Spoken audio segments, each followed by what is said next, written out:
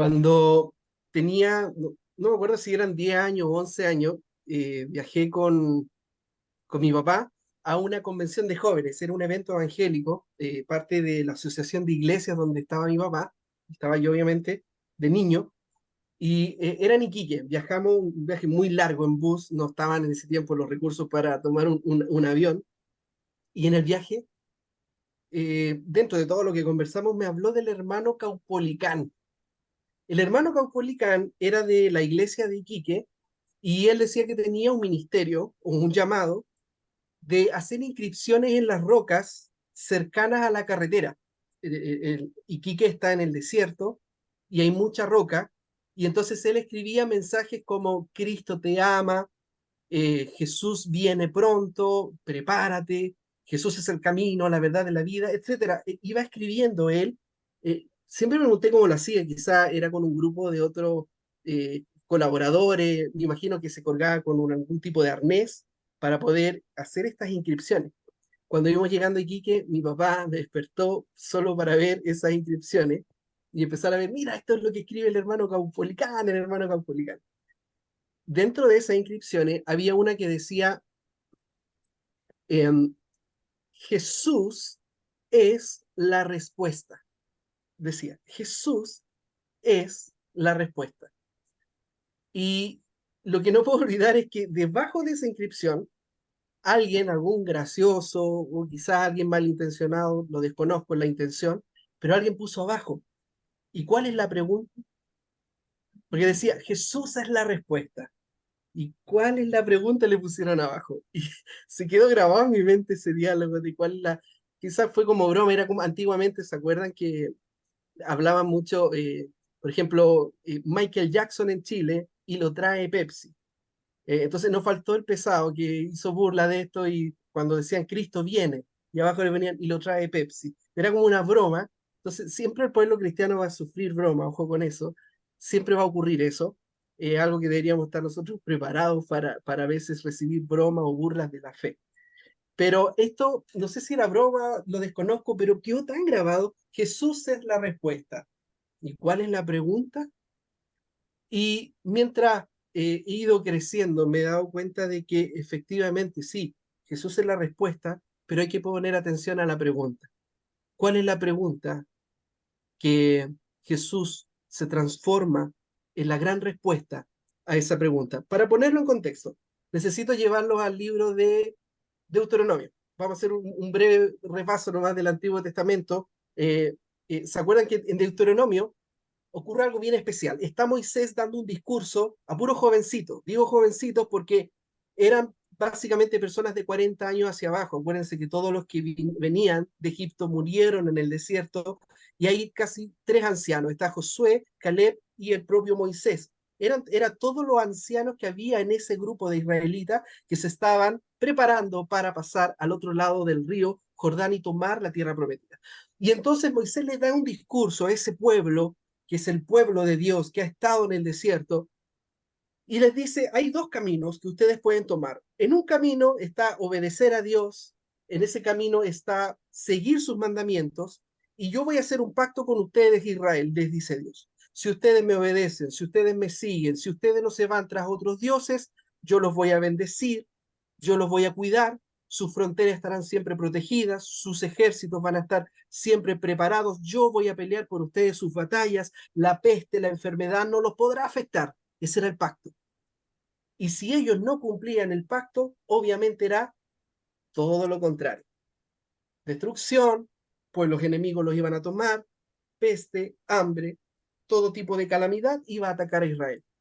Y cuando vemos esa escena, vemos que de forma dramática Moisés, de cierta forma, eh, profetiza que el pueblo finalmente le va a dar la espalda y describe con espantoso detalle lo que ocurrirá cuando los hebreos den sus espaldas a Dios. Y eso finalmente es lo que ocurre. Y por lo tanto, nos vamos adentrando en el Antiguo Testamento y empezamos a ver una y otra vez el fracaso del pueblo de Israel, cómo le va dando la espalda a Dios. Algunos lo hicieron bien, pero fueron muy poquitos, pero en su gran mayoría y en el promedio se sacaron un rojo. Y así que mientras va ocurriendo esto, ellos empiezan a experimentar el, el, el, eh, la desolación, empiezan a enfrentar el hambre, fueron cautivos, dos grandes pueblos se llevaron a la totalidad de Israel cautivos, entre ellos Babilonia, y estando en medio de toda esa triste realidad, comienzan a salir los profetas y empiezan a dar ecos de una respuesta definitiva de Dios a algo que comienzan a hacer en ellos, que son preguntas. Y empiezan en ellos a nacer estas preguntas y los profetas, y también en los salmos se habla mucho, de que comienzan a hablar de que va a haber una respuesta definitiva de Dios, porque finalmente es increíble cómo los profetas de forma apasionada, algunos ni siquiera hablaban en nombre de Dios, sino que le hablaban directamente a Dios y les decían, ¿es esto ser pueblo de Dios?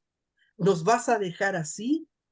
¿Vas a permitir que otros pueblos que son peores que nosotros, como dijo Habacuc, nos tomen prisioneros siendo que somos tu pueblo, somos tu nación, nos escogiste para ser diferentes delante de todas las naciones del mundo? ¿Es esta la forma que nos vas a pagar? Y comienzan entonces a hacer preguntas y entonces los mismos profetas de parte de Dios comienzan a decirle al pueblo, señores, Dios nos va a responder nuestras preguntas, nuestras grandes interrogantes.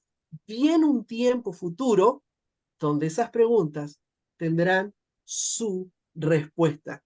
Y entonces nace esa respuesta. Es Jesús. Jesús se convierte en la respuesta que Dios había prometido a través de los profetas. Y entonces Jesús comienza a relacionarse de una manera muy estrecha con el Antiguo Testamento.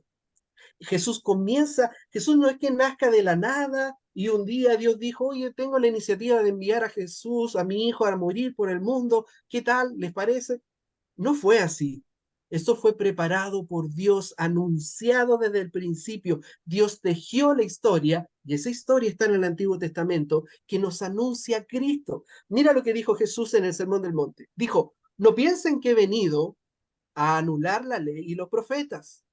No he venido a anularlos, sino a darle cumplimiento, la ley y los profetas. Un paréntesis.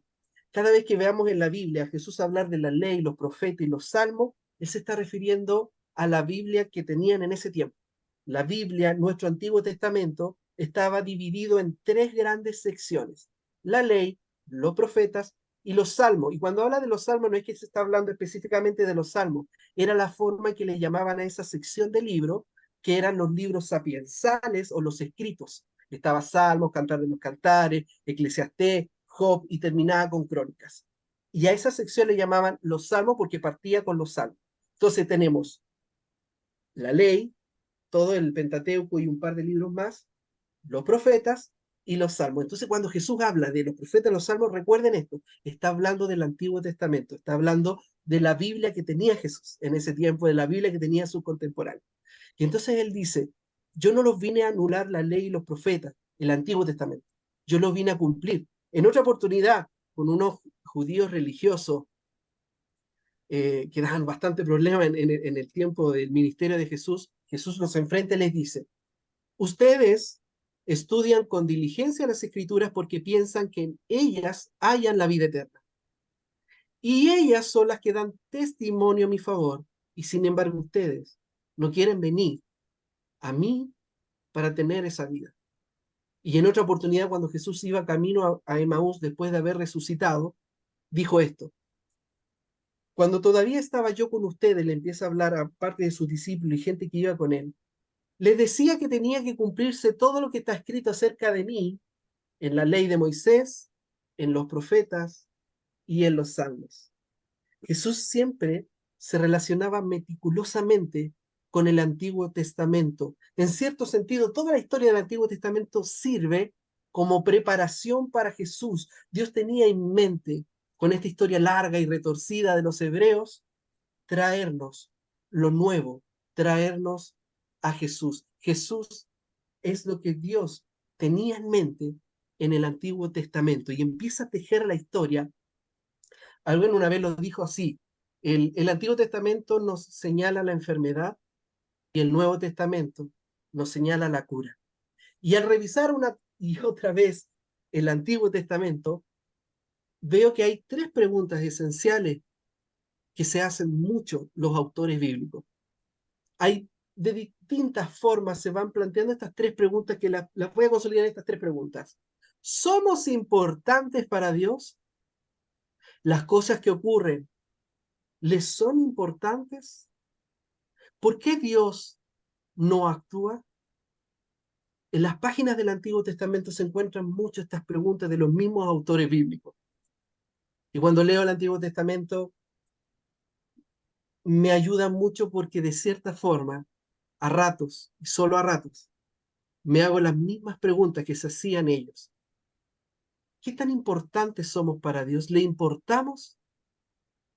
Pero al mismo tiempo, como me veo reflejado en sus preguntas, también me siento consolado en esa respuesta que para ellos será una respuesta futura, para nosotros es una respuesta hoy y real. Sí, Jesús es la respuesta. Y si Jesús es la respuesta a esas preguntas, entonces de alguna manera Él se pronuncia sobre esto. Jesús se pronuncia sobre estas preguntas. ¿Soy yo de importancia? ¿Eres tú importante para Dios? ¿Somos de importancia? ¿Qué tan importantes somos para Él?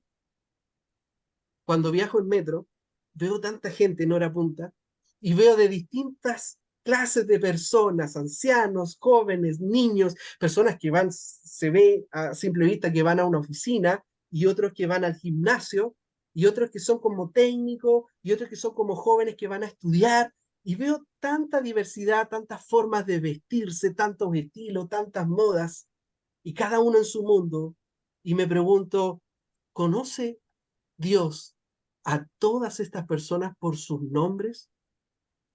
¿De verdad le importan a Dios? En el mundo se habla de que más de 6 millones de fetos son asesinados cada año en el mundo. Y cuando veo esa estadística y pienso en el horror de matar a un ser vivo, a un ser humano en el vientre, y que esos 6 millones de niños nunca vieron la luz, esos niños que son imagen de Dios, esos niños que fueron creados a imagen y semejanza de Dios y que son asesinados cruelmente, me hago la pregunta, ¿le importan a Dios? ¿Le importan a Dios? No soy muy bueno en astronomía, pero los científicos dicen que nuestro Sol es una estrella más de 5.000 millones de estrellas que conforman nuestra Vía Láctea.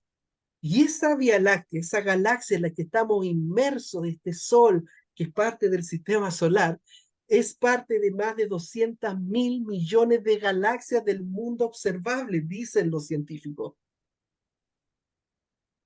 ¿Puede una persona en una mota de planeta, en una mota de sistema solar, de una mediocre galaxia, importarle al creador de ese universo? Con mi hijo, cuando era más chico, veía una película, me gustaba mucho verla, a mí también, debo ser honesto, que se llamaba Horton y los Quién, y el mundo de los Quién. Horton era un elefante que en la selva se encuentra con una mota, con una pequeña pelusa, pero dentro de esa pelusa vivía un pueblo de los Quién, y era un pueblo obviamente, de monitos que son personas que están viviendo, experimentando, siendo una civilización, pero se ven amenazados por el mundo exterior, y este inexperto Horton, el elefante, estaba a cargo de proteger a ese mundo, pero tenía que demostrarle al resto de los animales de la selva que en esa pequeña mota vivía toda una civilización, pero él tenía la oportunidad de comunicarse hacia adentro con esas personas que vivían ahí. Y entonces le dice Horton, tienen que hacer ruido para que afuera los escuchen. Y entonces el alcalde de la ciudad le dice, damas y caballeros, todo el mundo tiene que comenzar a hacer ruido, porque afuera nos tienen que escuchar. Y entonces empiezan a gritar, estamos aquí. Y las personas salen con las ollas a hacer ruido como un gran cacerolazo diciendo, estamos aquí, estamos aquí, estamos aquí. Y todos al unísono, estamos aquí, hasta que finalmente el ruido sube y rompe el cielo de esa mota. Y como un murmullo, toda la selva escucha que ahí en esa mota había gente viviendo. Y le creyeron a este pobre elefantito de que finalmente sí había adentro gente que importaba. Cuando me acuerdo de esa película pienso, ¿será que nosotros de repente tengamos que hacer eso? Tengamos que todos reunirnos juntos y empezar a saltar, estamos aquí, como diciendo, ¿seremos importantes para Dios? El salmista, uno de los salmistas hizo esta pregunta, dijo, cuando contemplo tus cielos, le dice a Dios, ¿qué es el hombre para que en él pienses? En esa pequeña mota. Hace poco salió una foto de cómo nos vemos desde Saturno. Una sonda espacial sacó la foto. Es un diminuto punto brillante en medio de la nada. ¿Qué tan importantes somos para Dios? Bueno, vamos con lo primero. Emmanuel, Dios con nosotros. Emmanuel, Dios con nosotros. ¿Qué significa eso? Eso es verdad, lo hemos escuchado todas las Navidades. Emmanuel, Dios con nosotros, es la promesa que hace el ángel, es el canto de María. La Virgen concebirá un niño, dará a luz un hijo y lo llamará Emmanuel, que significa Dios con nosotros. Pero eso no ni suena parecido en nuestra civilización, en nuestro tiempo, a cómo sonó para ellos. Damas y caballeros, estamos hablando del Dios de la nube, el Dios del Sinaí, el Dios del trueno, del relámpago. Si había una emoción que tenía que ver con la cercanía con Dios, era el temor antes de que Jesús viniera. Todos los que hablan de la venida de Jesús lo hablan como algo tremendo. ¿Quién podrá soportar su venida? Vociferaba el profeta Malaquías alarmado. Si el Señor visita esta tierra corrupta, ¿podrá alguien sobrevivir? Y sin embargo, nació como una pequeña célula en un vientre de un adolescente y comenzó esa célula a multiplicarse hasta ser un feto y luego un bebé pequeño. Eso quebró la cabeza de muchos. Para muchos eso fue tremendo, terrible decir, no, Dios es el que no vamos a poder soportar su venida. Era para los israelitas la gloria de Dios, la presencia de Dios era como el sol.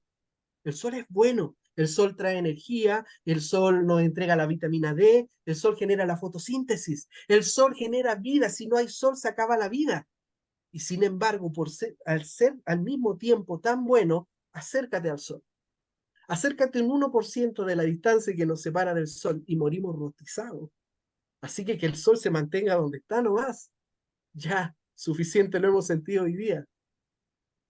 Dios con nosotros, cada vez que escuches Dios con nosotros, recuerda que esto no fue tan fácil para ellos asimilarlo, pero era la respuesta de Dios que nos está diciendo, los amo tanto que me voy a humillar a mí mismo. Yo, el creador de todo el universo, me voy a meter en esa pequeña mota y seré uno de esos habitantes, porque con eso les voy a demostrar, Dios con nosotros, así de importantes son ustedes para mí.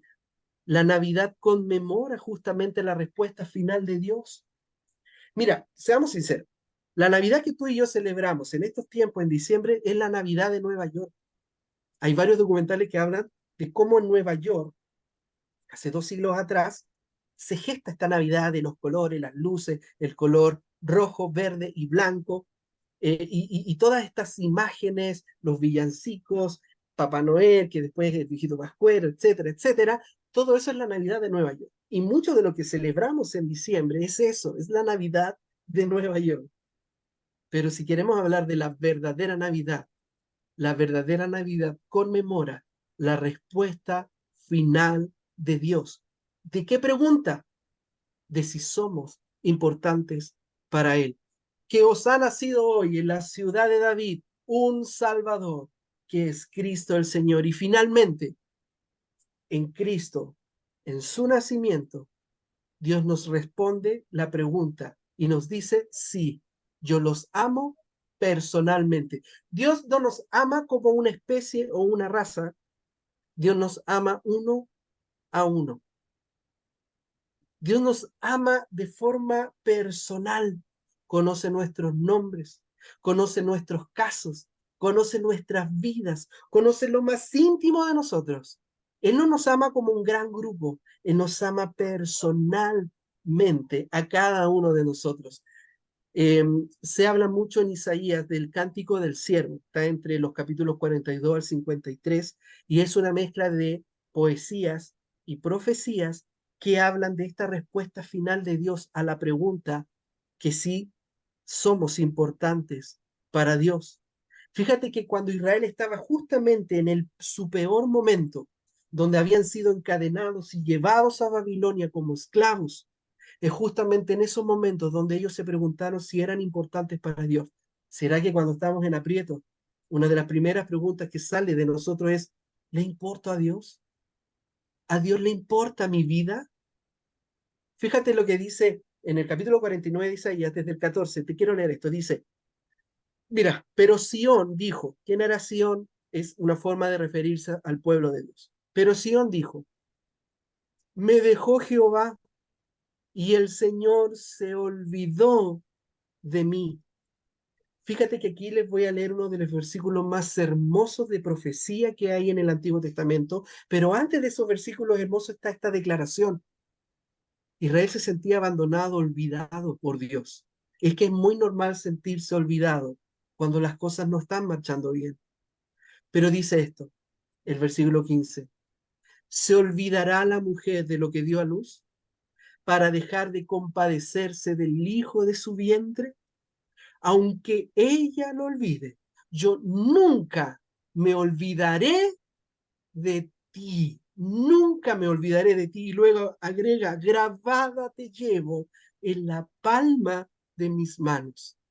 Te llevo grabada en la palma de mis manos. Esta fue la respuesta de Dios.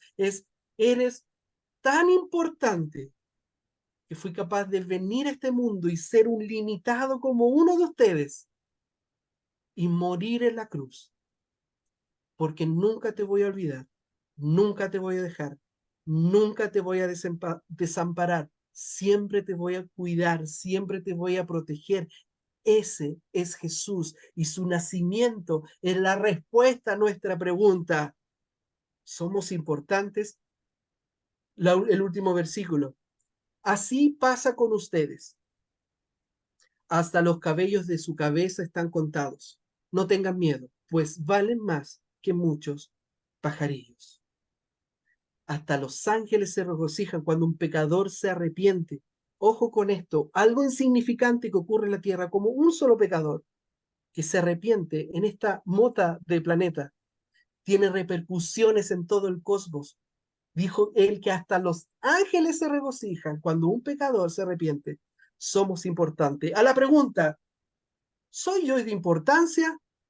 Jesús es la respuesta. Mis queridos, nos vamos a ir a nuestro grupo, no sin antes orar y darle por su eterno amor para con nosotros, de que Él vino a este mundo.